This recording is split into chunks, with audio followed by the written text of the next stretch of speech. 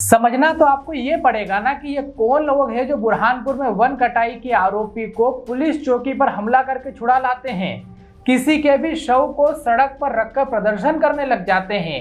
क्या ये नक्सल समर्थित तो नहीं है? किसी दूसरी लड़की का फोटो सोशल मीडिया पर डाला जाता है और जयस से संबंधित सैकड़ों लोग आधी रात को हंगामा करने आ जाते हैं। गांवों की दुकानों और वाहनों में तोड़फोड़ करते हैं, लोग हंगामा करते हैं। पुलिस उन्हें खदेड़ने को आंसू गैस के गोले और हवा में फायरिंग करती है और गोली किसी 18 साल के निर्दोष लड़के को लग जाती है।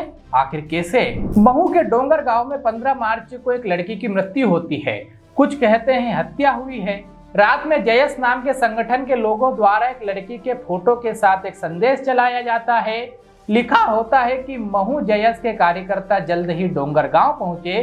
पाटीदार युवक द्वारा आदिवासी युवती का अपहरण करके गौली पलासिया में मार दिया गया। इस संदेश के चलने पर एक भीड़ आती है। भीड़ कहती है कि लड़की को अगवा कर उसका गैंगरेप किया गया और फिर उसकी हत्या।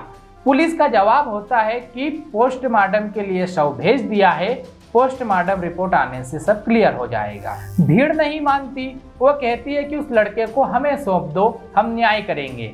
लेकिन यह तो कतई कानून सम्मत था ही नहीं। उग्र भीड़ पुलिस पर पथराव करती है, पुलिस उन्हें खदेड़ती है। गौली पलासिया गांव में ये भीड़ और हिंसक हो जाती है। गौली पलासिया के ग्रामीणों के अनुसार वे प्रदर्शनकारी गांव की दुकानों में तोड़फोड़ करते हैं, आती जाती गाड़ियों में पत्थर मारते हैं। उन्हें रोकने के लिए पुलिस आंसू गैस के गोले छोड़ती है, हवा में फायरिंग करती है।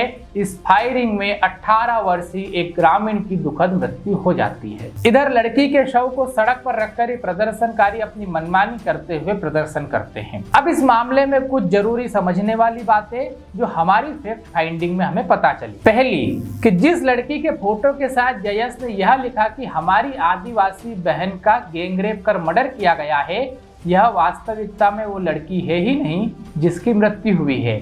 फोटो वाली लड़की तो कोई दूसरी लड़की है। तो सवाल बनता है कि क्यों जयस ने किसी लड़की का गलत फोटो चलाया, इससे उनका क्या लाभ है, और यदि लाभ है भी तो क्या वे अपने स्वार्थ के लिए किसी को भी मृतक बना देंगे। दूसरा बड़ा बिंदु, जयस वाले कह रहे हैं कि लड़की को अगवा कर उसके साथ सामूहिक दुष्कर्म किया गया, लेकिन आरोपी लड़के का मोबाइल चेक करने पर कॉल रिकॉर्डिंग और फोटो आदि से स्पष्ट हो रहा था कि दोनों में 1.5 वर्ष से संबंध था। एक बिंदु ग्रामीणों से बात करने पर पता चला कि दोनों लड़के लड़कियां लिव इन में रह रहे थे। लड़की कॉम्पिटिटिव एग्जाम्स की तैयारी कर रही थी। शादी के कारण कास्ट बदल जाने से समस्या होती तो शादी को पोस्टपोन कर दिया गया था। तो फिर मौत का कारण क्या है? तो एक और कहानी। कहा जा रहा है कि अपहरण, रेप और हत्या का प्रकरण ये है ही नहीं, यह तो करंट से मौत हुई है। लड़का मजदूरी करने गया था, लड़की ने पानी गर्म करने की रोड लगाई, पानी पर रोड लगाकर वो दूसरे काम करने लगी, इतने में बिजली चली गई और लड़की ने गलती से रोड का निचला सिरा पकड़ लिया, इतने में लाइट आ गई और करंट लगने से उसकी मृत्यु हो गई। और यदि ऐसा है तो क्यों बार बार जयस और भीम आर्मी जैसे संगठन आपसी विवाद को जातिगत बनाकर पेश करते हैं? नेमावर में हुआ हत्याकांड इसका उदाहरण है। प्रश्न तो ये भी है कि कौन है जो वर्गों या समाजों के नाम पर नक्सलवाद फैला रहे हैं। मामले को ठीक से जाने बगैर किसी महिला के शव को घंटों सड़क पर रखकर प्रदर्शन करना क्या उस महिला के शव का अपमान नहीं है? ये कौन है जो कह रहे हैं कि आरोपी को हमें सौंप दो, हम उसका न्याय करेंगे? बाबा साहेब अंबेडकर की जय बोलकर राजनीति करने वाले उनके संविधान को क्यों नहीं मान रहे? शवों को सड़क पर रखना, हंगामा करना ये पहली बार नहीं है, हर हफ्ते हो रहा है। पिछले दिनों खंडवा के खालवा में इन्हीं संगठनों के लोगों ने किसी के आंगन में एक शव को जला दिया था।